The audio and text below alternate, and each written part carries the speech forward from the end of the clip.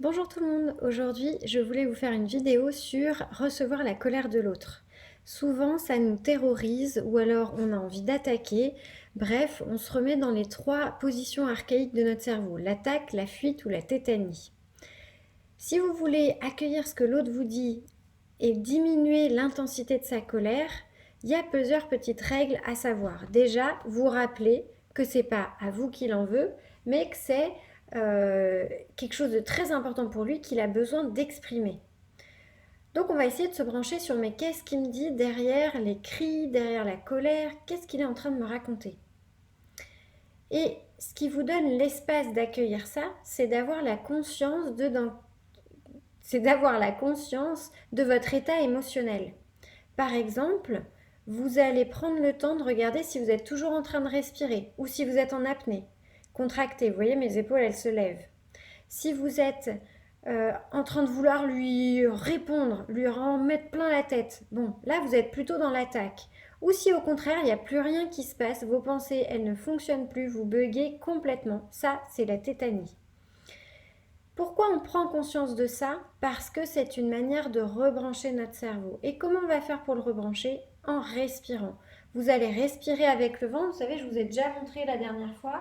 On respire en mettant la main sur le ventre. On prend une grande inspiration. On souffle. On fait ça plusieurs fois. Et on peut le faire de manière à ce que ça ne se voit pas quand vous êtes face à l'autre. Juste vous respirez, vous prenez conscience de votre ventre et l'autre, ça va diminuer aussi son intensité de colère parce que vous êtes, vous, dans un état de calme. Alors attention, le hic, c'est qu'il ne faut pas répondre en étant tout mou, tout détendu. Je ne sais pas si ça vous est déjà arrivé. Vous êtes en colère et puis la personne en face, elle dit « Oh bah oui, t'as l'air fâché hein. » C'est hyper énervant. Donc il y a une question d'intensité.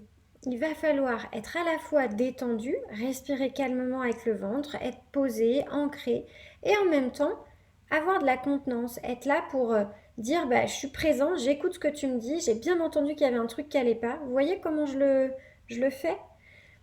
Et encore, je ne suis pas une grande experte de la colère parce que moi, dans ma famille, on se met très peu en colère.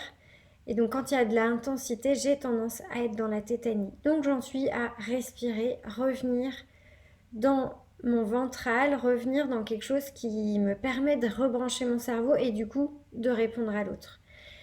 Dans la colère, c'est comme pour tous les trainings que je vous ai faits depuis le début de l'année, c'est un entraînement. Peut-être qu'au début, vous allez juste être scotché et que vous allez vous dire ah oui, c'est très bien que je respire. Puis la deuxième étape, ça va être de ah ouais, là en fait, je peux respirer, je mets ma main sur le ventre et je respire. Ok. Et la troisième étape, vous allez pouvoir écouter ce que vous dit l'autre, ce qui se passe pour lui. Et la quatrième, vous allez répondre. Ok, j'ai bien entendu qu'il se passe ça pour toi, j'ai bien vu qu'il y avait un truc qui allait pas. Ça te va si on en parle? Je comprends que tu sois en colère, on essaye de trouver une solution ensemble. En se rappelant toujours qu'on n'est pas responsable des émotions de l'autre. S'il est en colère, c'est parce qu'il a un besoin à faire entendre. Ce que je peux vous dire maintenant, c'est peut-être aussi des petites phrases d'empathie. Lorsque la personne en face de vous est en colère, elle a besoin d'être entendue. Donc vous pouvez dire « J'ai vraiment l'impression qu'il y a quelque chose qui ne va pas pour toi là ». Ou « Ah ouais, t'es en colère là ».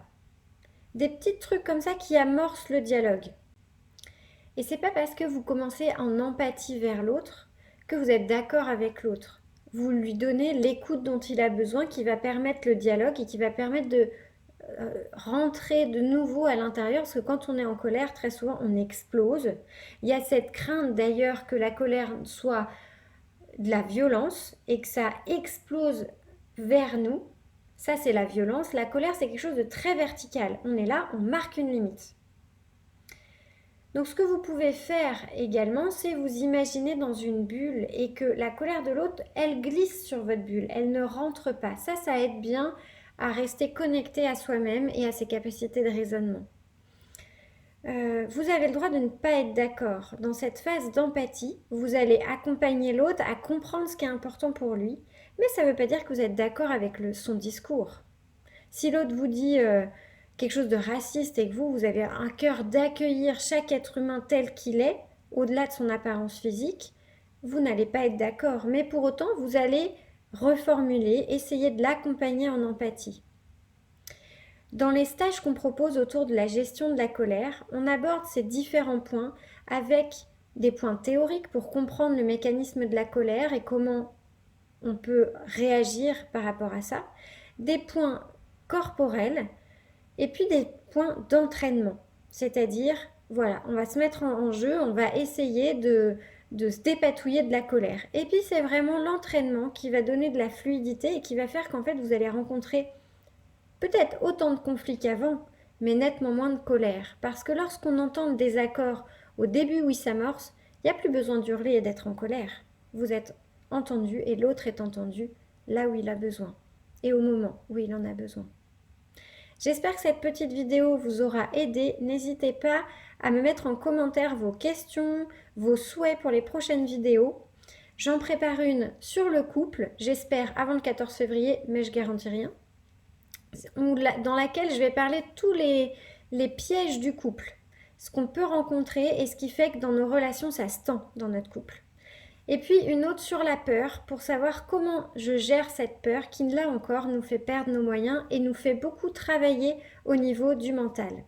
Donc je vous dis à très bientôt pour ces 2 autres vidéos et n'hésitez surtout pas à me contacter si vous avez besoin. À bientôt.